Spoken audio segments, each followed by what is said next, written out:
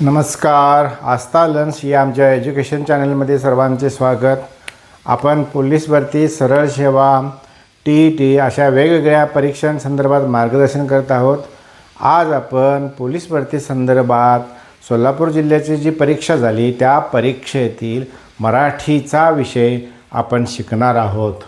त्यातील पहिला प्रश्न आहे, चंद्र, जग या शब्दातील च आणि ज हे कोणत्या प्रकारची विशेषणे व्यंजने आहेत.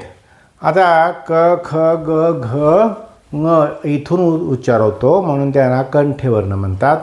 तसं च, छ, ज, झ, य असं म्हणताना जीभ आपल्या टाळूलावरच्या बाजूला लागते म्हणून त्याला तालव्य वर्ण म्हणतात.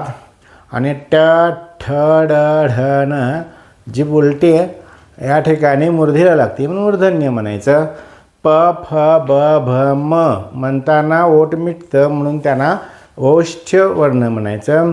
आणि त, थ, द, ध, न म्हणताना दाताला जीभ लागते म्हणून त्यांना दंत्यवर्ण म्हणायचं. पण हे च म्हणतो आणि ज म्हणतो त्यावेळी ते तालव्य वर्ण असतात आणि च आणि ज म्हणतो त्यावेळी ते दंत्य तालव्य असतं. म्हणजे टाळूला पण जीभ लागते आणि दातांना पण लागते म्हणून हे जे दोन वर्ण आहेत ते दंत्य तालव्य आहेत.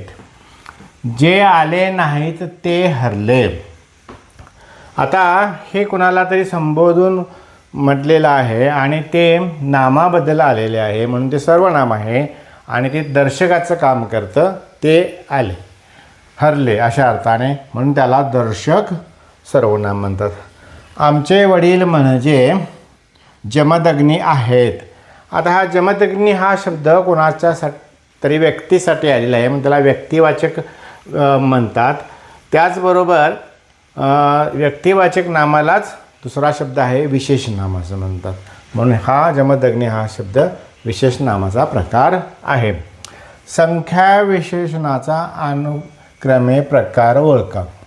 बघा, 60वे वर्ष 60वे आलं, अर्धा तास अर्धा आलं, दुहेरी रंग दुहेरी हे सगळी सर्व संख्या विशेषणं आहेत. एक एक मुलगा आणि काही पक्षी. आता यांचं जर निरीक्षण केलं 60वे म्हणजे 61वे 62वे क्रमाने येतात म्हणून क्रमवाचक आहे. हा झालं. अर्धा म्हणजे या ठिकाणी गणना केली म्हणून गणनावाचक बरोबर. आणि दुहेरी याचा अर्थ पृथक्करणात्मक येतं म्हणजे दुहेरी तिहेरी असे जे शब्द आलेले आहेत ते पृथक्करणात्मक येतात म्हणून त्यांना पृथक्करणात्मक विशेषण असं म्हणायचं. एक एक म्हणजे आवृत्ती झाली, एक एक या चला एक एक या असं म्हणतो ना त्याला आवृत्ती म्हणायचं. आणि काही म्हणजे या ठिकाणी अनिश्चित आहे, किती पक्षी निश्चित माहीत नाही, अनिश्चित आहे म्हणून पहिलाच पर्याय जो आहे क्रमवाचक, गणनावाचक, पृथक्करणवाचक, आवृत्तीवाचक आणि अनिश्चित अशा प्रकारची जी विशेषणं आहेत ती ही सर्व आहेत. गाणे सर्वांना आवडते या वाक्यातील अधोरेखित शब्दाची जात कोणती आणि ती कोणत्या प्रकारची आहे असा प्रश्न आहे. गाणे यामधील गा हा धातू आहे. गापासून गाणे हा शब्द झाला. गा हे क्रियावाचक शब्द आहे पण ने प्रत्यय लागल्यामुळं ते धातू साधित झालं आणि त्याला धातू साधित नाम असं म्हणतात. खालीलपैकी कोणता शब्द तिन्ही लिंगात येतो. लिंग या विषयावर एक स्वतंत्र एपिसोड केलेला आहे, तो तुम्ही पाहू शकता. या ठिकाणी समजून घेऊया. पोर हा तिन्ही प्रकारात शब्द येतो.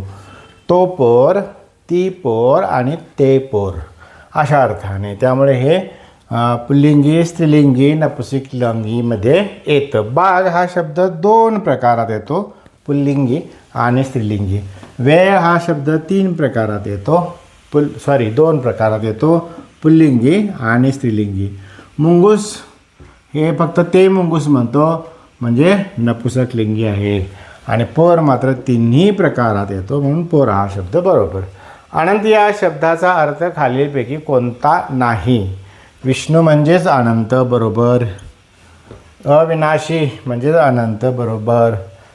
अमर्याद म्हणजेच अनंत बरोबर. आणि आकाश हा शब्दाचा अर्थ अनंत होत नाही, म्हणून पर्याय क्रमांक 3 येणार. शुद्ध शब्द कोणता? आता यावरही एक एपिसोड केलेला आहे, तुम्ही तो सगळा एपिसोड पहा, म्हणजे तुम्हाला अधिक शब्द ओळखायला वेळ लागणार नाही.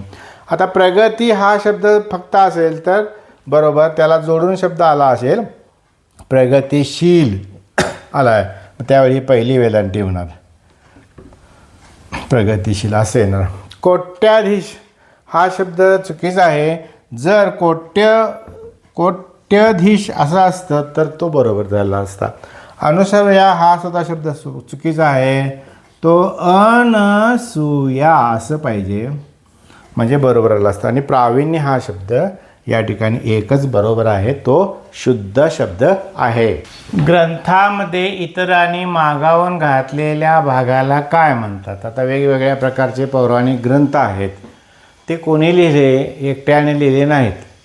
प्रत्येक वेळी त्यामध्ये काहीतरी बदल करत गेला आणि परत लिहिले, असं बऱ्याच ठिकाणी झालेलं आहे. रामायणसुद्धा पहिल्यांदा लिहिलं आणि त्यामध्ये आणखीन अनेक भाग अनेकाने जोडले गेलेले आहेत. तर त्यासाठी काय म्हणतात ते आपण आता शिकायचं आहे. अनाहूत म्हणतात का? नाही. अनाहूत कुणाला म्हणायचं? एखादा कार्यक्रम आहे आणि त्या ठिकाणी जर आगंतुक अचानकच एखादा पाहुणा आला असेल, तर आमंत्रण न देता आलेला असेल तर त्याला अनाहूत म्हणायचं. प्रक्षिप्त याचा अर्थ काय? इतराने एखादा भाग जोडलेला आहे किंवा त्यात घातलेला आहे ग्रंथामध्ये, त्याला प्रक्षिप्त म्हणतात. अनुसूची याचा अर्थ यादी, पाठीमागं ग्रंथाच्या यादी जोडली जाते अनुसूची म्हणून, किंवा काही महत्त्वाच्या शब्दांची माहिती दिली जाते, त्याला अनुसूची म्हणतात. आणि परिशिष्ट म्हणजे जो ग्रंथ लिहिला आहे त्याला अनुसरून जे काय त्याला अनुसरून जी काय पूरक माहिती दिलेली असते त्याला परिशिष्ट असं म्हणतात. याचं स्पष्टीकरण पाहिल्यानंतर आपल्या लक्षात येतं की ग्रंथामध्ये इतरांनी मागावून घातलेला जो भाग आहे त्याला प्रक्षिप्त असे म्हणतात. या ठिकाणी हा भाग संपलेला आहे. नक्कीच तुम्हाला मराठी विषयाचे जे व्याकरण आहे ते चांगल्या प्रकारे समजलं असेल. धन्यवाद.